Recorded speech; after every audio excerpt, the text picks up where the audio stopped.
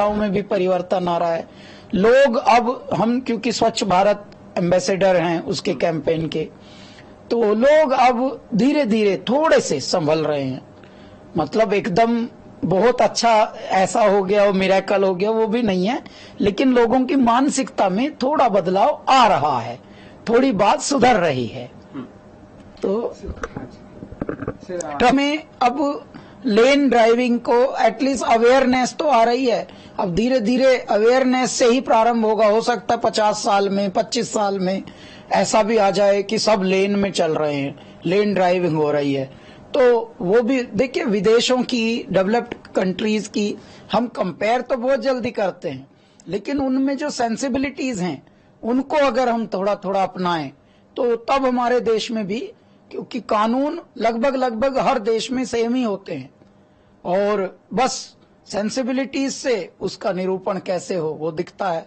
अब भारत में थोड़ा थोड़ा सोच समझ इन सब से में परिवर्तन आ रहा है, और इसके लिए हमारे जो नेतृत्व हैं, हमारे जो सत्ता में बैठे हुए सत्तारूढ़ी दल हैं, उनके कार्यों से, उनकी निपुणता से, उनके समर्पण से ये बहुत प्रभाव पड़ रहा है।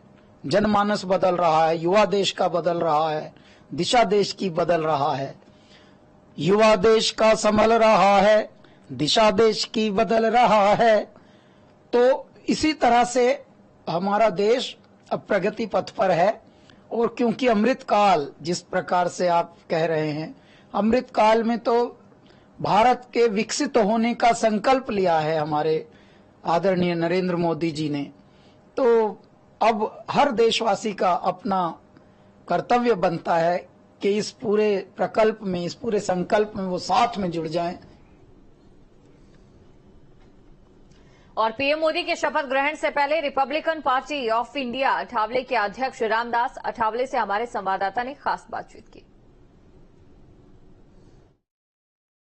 प्रधानमंत्री नरेंद्र मोदी के साथ सुबह की चाय पीकर आए रामदास अठावले जी हमारे साथ हैं। सर, सुबह की चाय आपने पी, क्या गुरु मंत्र मिला, क्या कहा गया है, क्योंकि अब नई कैबिनेट में भी रामदास अठावले हमें देखने को मिलेंगे?